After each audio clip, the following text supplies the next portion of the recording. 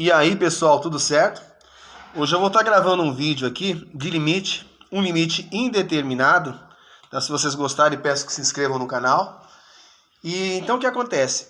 Antes da gente começar a resolver qualquer exercício de limite, para não ficar aquela coisa resolver no automático, muita gente resolve listas e listas e listas de exercício de limite e não sabe o significado do limite.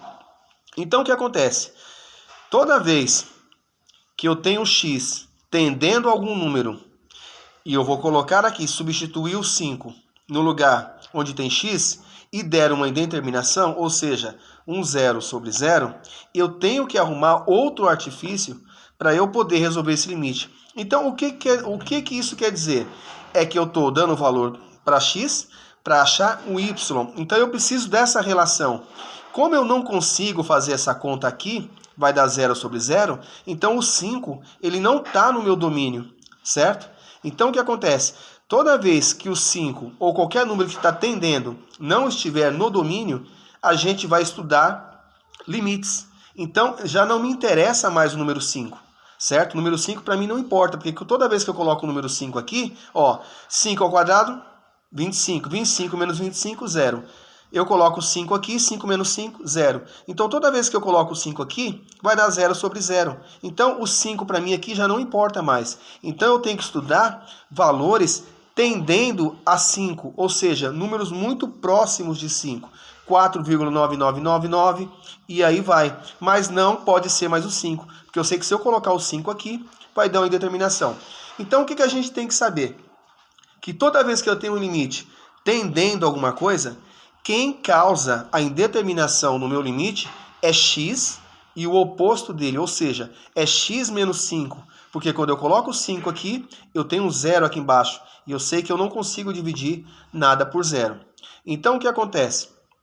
Eu tenho que arrumar um artifício de eliminar o x menos 5, fazer aparecer o x menos 5 em cima, porque embaixo já tem, porque é ele que está causando o problema, né? É x e o oposto, né, do 5, que é o x menos 5. Então eu tenho que fazer aparecer x menos 5 embaixo e x menos 5 em cima.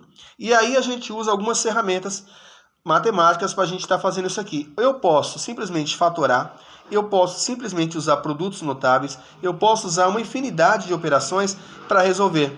Mas de antemão, para um vídeo não ficar muito longo, eu vou estar trabalhando aqui com produtos notáveis, com a diferença de quadrados, ou seja, a ao quadrado menos b ao quadrado nada mais é que a vezes b, a menos b vezes a mais b, certo? Então, o que isso quer dizer? Que a menos b vezes a mais b, se eu fizer a distributiva disso aqui, eu vou voltar para isso aqui. E eu estou olhando aqui em cima, eu tenho uma coisa muito parecida com isso aqui, onde isso aqui é o meu número, é a minha letra A, certo? Que ele está elevado ao quadrado, e essa aqui é a minha letra B. Aí você fala para mim, o 25 não está ao quadrado. Sim, ele não está ao quadrado, mas se eu quiser reescrevê-lo em forma de potência, para ficar parecido com isso aqui, eu posso simplesmente dizer que o 25 é 5 ao quadrado. Posso ou não posso? Então, o que acontece? Eu vou achar isso aqui, a raiz disso aqui, a raiz disso aqui, e depois multiplicar pela raiz disso aqui, vezes a raiz disso aqui, só trocando o sinal, como está aqui. A menos b vezes a mais b. Então, a gente escreve o texto, limite de x tendendo a 5, raiz de x ao quadrado é x menos, que acompanha aqui o sinal, raiz de 25, 5, vezes, mesmo processo, raiz de x ao quadrado, x. Agora o sinal trocado aqui, mais, raiz de 25, 5. Tudo isso sobre x menos 5. Agora, pessoal, detalhe, eu fiz aparecer x menos 5 em cima, x menos 5 embaixo.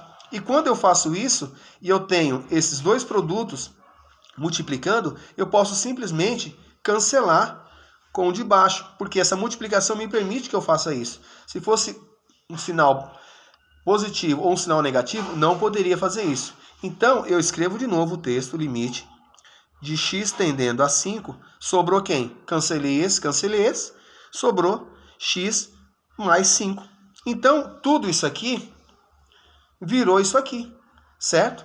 Então, agora eu vou substituir 5 em todo lugar que tem x. Então, eu coloco 5 mais 5 é igual a 10. Então, pessoal, quando o meu x, aqui, vou desenhar esse gráfico. Quando o meu x estiver tendendo a 5,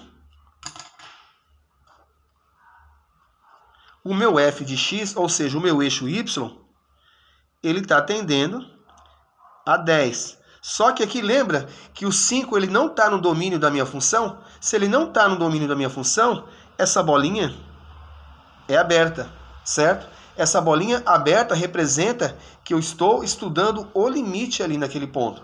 Porque o 5 já não satisfazia a minha situação, dava uma indeterminação. Então eu tenho que colocar valores de número tendendo a 5 para que eu consiga fazer essa conta, só que detalhe, a bolinha é aberta, beleza? Espero que vocês tenham gostado do vídeo. O vídeo ficou um pouquinho mais longo do que eu planejei, mas o importante não é chegar em resultado. Resultado, isso aqui é uma consequência. O que a gente tem que entender é o limite. Por que a gente usa o limite? Entendeu?